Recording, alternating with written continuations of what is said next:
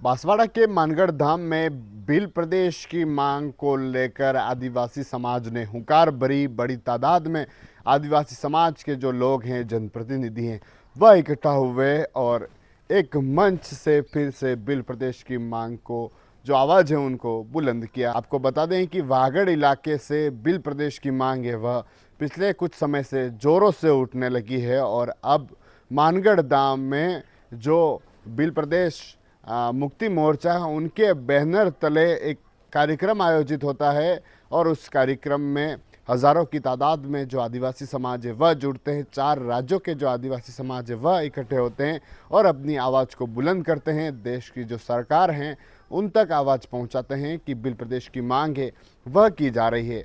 जिस तरह से मानगढ़ धाम में जो कार्यक्रम आयोजित हुआ उसमें अलग अलग राज्यों से जो आदिवासी समाज के जो लोग थे, जिसमें गुजरात, मध्य प्रदेश, महाराष्ट्र और राजस्थान के जो लोग थे वह शामिल हुए। उसके साथ ही उदयपुर संभाग से भी जो लोग थे वह शामिल हुए और एक अपनी जो आवाज़ थी उसको बुलंद किया।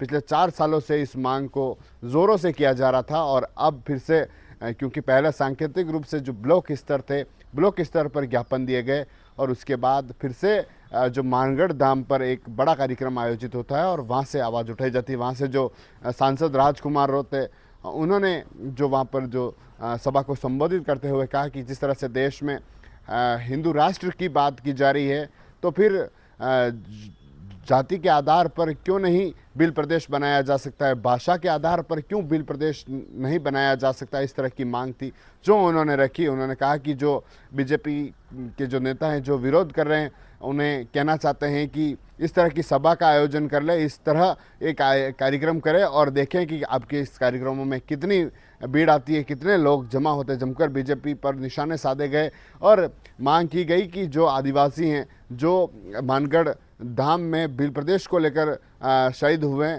उनकी जो मांग थी उस मांग को फिर से उठाई जा रही है। जो आदिवासी समाज है उन्होंने बुलंद किए। कई जो प्रवक्ता थे, जो वक्ता थे, उन्होंने अपनी बातों को रखा और से जो मांग थी उसको रखा। अब इसको लेकर कई सारी सियासी समीकरण हैं वह भी देखने को मिल रहे हैं क्योंकि राजनीति में अपने जो कद है उसको फिर से आगे बढ़ाने के लिए, आदिवासी समाज को राजनीति में मजबूत करने के लिए भी इस तरह से इसको देखा जा रहा है। क्योंकि डूंगरपुर, बांसवाड़ा और जो वागड़ इलाका है वहाँ पर भारत आदिवासी पार्टी बनी और उसके जो 3 से 4 विधायक, सांसद बने और अब उसको फिर से उस राजनीति में कैसे उस पार्टी का विस्तार हो सके, कैसे उस तरह से देखे जा सके, उसको लेकर भी कई सारी चर्चा हैं। कई सारे जो सियासी मायने वह निकाले जा रहे हैं। जो राजनीतिक जो समीकरण है वह देखने को मिल रहे हैं। जो राजनीतिक पंडित है वह इसको लेकर कई सारे मायने निकाल रहे हैं कि आगामी चुनाव है और इस चुनाव को लेकर भी इसको देखा जा रहा है कि एक तरफ पंचायती राज चुनाव है, फिर निकाय चुनाव है, तो उसमें भी इसका असर है जो देखने को मिल सकता है। और ऐसे में एक तरफ राजनीतिक रूप से इसका असर जो राजनीतिक पंडित है वह देख रहे हैं, तो दूसरी तरफ